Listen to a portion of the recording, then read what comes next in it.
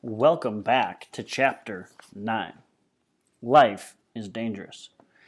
So out we go. It's a habit by now, Freak riding up high on my shoulders and using his little feet to steer me if I forget where we're going. Not that we always know. Freak likes to make things up as he goes. You think you're just walking down the ordinary sidewalk and really you're crossing the dangerous bridge, the kind made of vines and hangs high up in the air over a deep canyon, and when Freak makes it up, it seems so real. You're afraid to look down and you'll get dizzy and fall off the sidewalk. Don't ever look down, he says. Just keep your eyes closed. And then he puts his hands over my eyes and tells me to keep walking straight. 1 foot, he says. Now the next. I'm fighting to keep my balance, and his hands are making me dizzy. 1 more step, Freak says. Steady, steady. Now lift up your your foot. There, we made it. And he takes his hands away, and I see we've crossed the street. Go east, he says. When I get to the end of the block, that way, mighty steed. Yonder lies the east. I go. How do you know which way is east? And then something is glinting in my eye, and Freak is showing me this little compass. The official Cub Scout compass? That's a clever disguise, so you don't know how valuable it is. He says, this is actually a rare and valuable artifact passed down from generations. Lancelot used it, so did Sir Gawain, and for a time the Black Knight kept it on a chain next to his heart. I go, so the Black Knight was a Cub Scout, huh? And Freak laughs and says, that way, we go to the east on a secret mission. We walk for miles, way beyond the pond and the playground and the school, and for a while we're going through this real ritzy neighborhood of big white houses and blue swimming pools. Freak keeps saying stuff like, that's the castle of Avarice, and yonder lies the bloated moat. And when we go under the trees, he'll say, proceed with caution, or all clear, depending on how low the branches come down. We must be east, I say. Have we got to the yonder yet? Because my stupid feet are getting sore. But Freak pats me on the head and says, yonder always lies over the next horizon. You could look it up if you don't believe me. Oh, I believe you. On and on, block after block, through all these neighborhoods that Freak says are really secret kingdoms. I'll bet we've gone 10 miles at least, because my legs think it's 100. And even though as light as Freak is, he's starting to feel heavy. We're almost there, he says. Turn at the end of the block. Where is it we're going? You'll see, he says, and you will be amazed.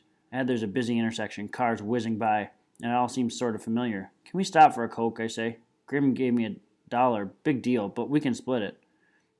Freak goes, then that shall be your reward, faithful steed. Tinted sucrose and bubbles of air. Onward, onward to the fortress. Turns out the fortress looks like part of the hospital, which it is. The regular hospital is around in front.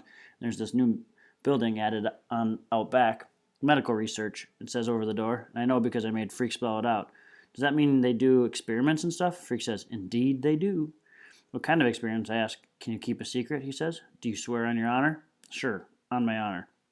Freak is really excited. He's shifting around on my shoulders so much I'm afraid he'll fall off.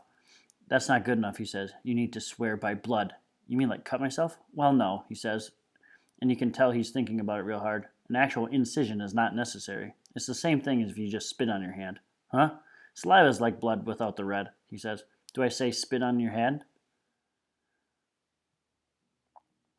So I spit on my hand, just a little drop. But Freak says it doesn't matter how much. A single molecule would work because it's the principle of the thing. Now put your hand over your heart, he says. I put my hand over my heart. Now swear on your heart that the data you are about to receive will be divulged to no one. I swear.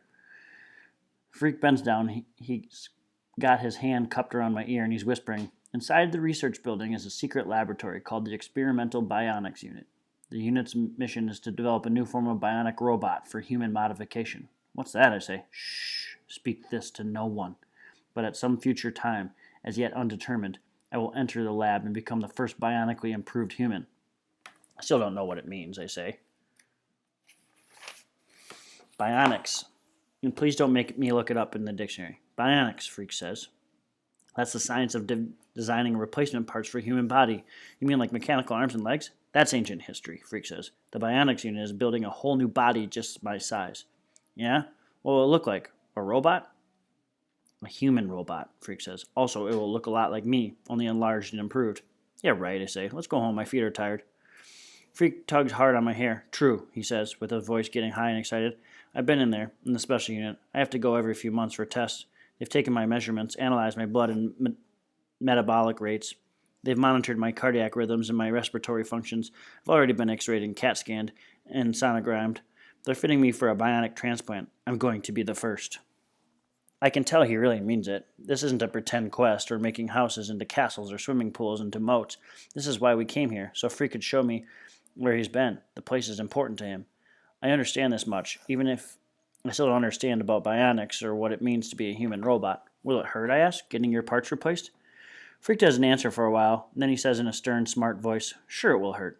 But so what? Pain is just a state of mind. You can think your way out of anything, even pain. I'm pretty worried about the whole deal, and I go, But why do you want to be the first? Can't someone else be the first? Isn't it dangerous? Life is dangerous, Freak says, and you can tell he's thought a lot about this. After a while, he kicks me with his little feet and says, Home! End of Chapter 9. Chapter 10. Rats, or worse. One thing that happened over the summer, I grew even more. Grim takes a look at me one day and he goes, All that walking you do must be stretching out your legs, and carrying poor Kevin around that seems to be putting real muscle on you. He's not that heavy. And anyhow, it's not fair everybody else says, Poor Kevin, just because he didn't grow. Grim gives me this long, sorrowful look, and then he clears his throat and says, You're quite right. He is a rather remarkable boy. He's memorized almost the whole dictionary. You can ask him anything, and he knows what it means. You don't say, Grim says. And he has this smug look like maybe Freak is lying, and a total goon like me would never get it, and I want to tell him he's wrong about Freak in the dictionary, but instead I just shut my face and go under. Grim, he's okay sometimes, like when Tony D chased us into the pond, but most of the time he thinks he knows everything, which he doesn't. And if you don't believe me, look under Grim in the dictionary. It sure doesn't say a smart grown-up. No way. So I'm hanging out down under, listening to some of my thrash tapes on the fake Walkman I got last Christmas. And Freak pops up on the side of my bed. Because of the headphones and the volume being pumped up to mega decibel, I never hear him come in. He's just suddenly there, like, whoa. I'll bet I jumped about a foot. Freak rolls his eyes and goes, music, how it calms the savage beast. How'd you get here?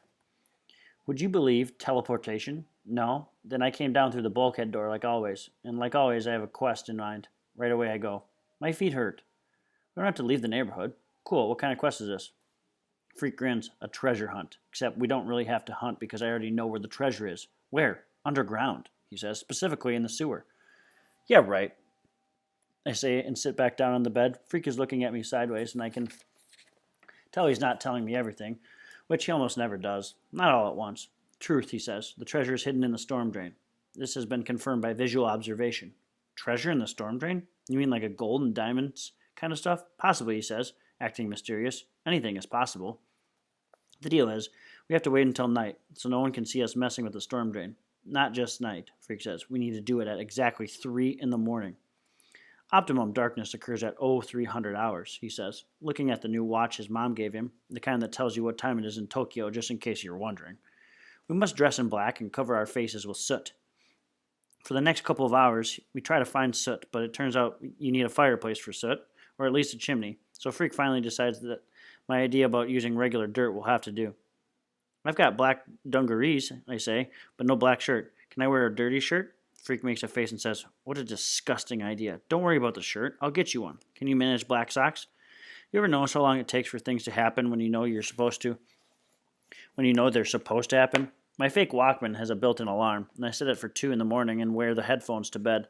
But before you can wake up, you have to fall asleep, and I never do fall asleep because I keep waiting for the alarm to go off, which is, I know, typical butthead behavior. I'm lying awake in the dark of the hot summer night, and I'm thinking, treasure in the sewer? What kind of quest is this, huh? Is Freak completely making this up, or what? Meanwhile, there's a cricket making this creaky cricket noise that normally is okay, except when you're trying to fall asleep, then it's not okay. And you want a big can of Raid, send it to Disney World or Insect Heaven, or wherever it is dead crickets go. Question. How come Freak knows about this stuff in the storm drain? Question. How come we have to put dirt on our faces? Question. How come 3 in the morning? Question. How long do crickets live? I finally give up on the 3 week. I give up on the first 3 and to work on the cricket problem, but the little critter is pretty clever. It stops cricketing whenever I get too close, and I never do find it and squash it with my shoe, which I swear I'm ready to do, even if crickets are supposed to be harmless. And then after almost forever, it gets to be 2:30, and I figure that's close enough. I'll go up and wait under Freak's window like I promised. There's no moon. The sky is dark and empty. The backyards are so lonesome, it feels creepy and exciting. The truth is, I've never been out alone at this time of night. I only fall down a couple of times, which isn't bad considering how hard it is to see. When I get to Freak's bedroom window, he's waiting for me. You sound like a car wreck, he says. Here, you better put on this shirt so you don't glow in the dark. Out of the window, he hands me this silly feeling shirt. Hey, wait a minute. This is your mom's blouse. It's black, he says. That's what counts. The camouflage factor. Forget it, I say, and give him back to Fair Gwen's blouse. Freak says, okay, he says. Roll around on the ground and darken yourself. That's easy and better be wearing some dumb blouse. What about you? I ask, when I'm covered with dirt enough so I want to sneeze. Freak goes, beware the Force Earthling, and stands up in the window, and I can see he's got a Darth Vader costume on, except he's not wearing the mask part. He opens the window all the way, and I lift him out and put him on my shoulders. He goes, pledge to me your fealty. And I say, huh? And he says, never mind. There's no time to look up fealty. Just promise you'll do what I say. Okay, I promise. Go to the end of the block, he orders. Attempt to conceal us in the shadows. That's easy because the street is one big shadow. It's so dark I can hardly see my feet, or maybe I got some dirt in my eyes. But the point is no one sees us because there's no one to see us.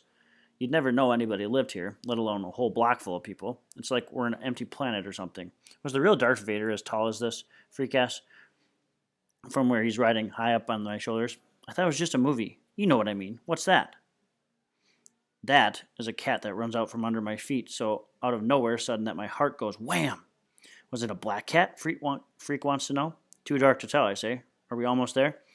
Finally, I figure out it's hard to see because the Darth Vader cape is hanging in my eyes, but by then we're at the end of the block and the storm drain is right near the curb.